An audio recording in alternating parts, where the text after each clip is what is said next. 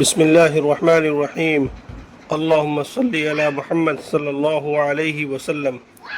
میرے محترم، میرے بزرگوں، میرے بھائیوں، آج کی گفتگو کا موضوع کاملیت ہے۔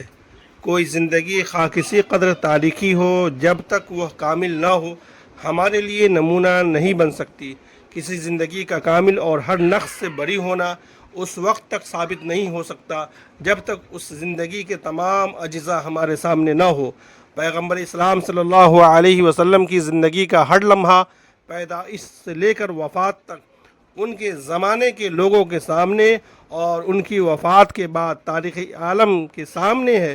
ان کی زندگی کا کوئی مختصر سے مختصر زمانہ بھی ایسا نہیں گزرا جب وہ اپنے اہل وطن کی آنکھوں سے اوجھل ہو کر آئندہ کی تیاری میں مصروف ہو۔ میرے بھائیوں، اسلام کی نگاہ میں آپ صلی اللہ علیہ وسلم کی حیات ایک مسلمان کے لیے کامل نمونہ ہے۔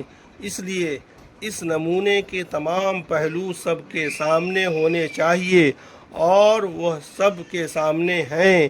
اسی سے ثابت ہوگا کہ آپ صلی اللہ علیہ وسلم کی زندگی کے سلسلے کی کوئی کڑی گم نہیں ہے، کوئی واقعہ زیر پردہ نہیں ہے۔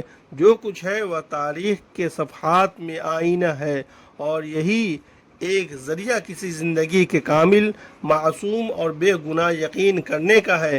نیز ایسی ہی زندگی جس کے ہر پہلو اس طرح روشن ہو، انسان کے لیے نمونے کا کام دے سکتی ہے۔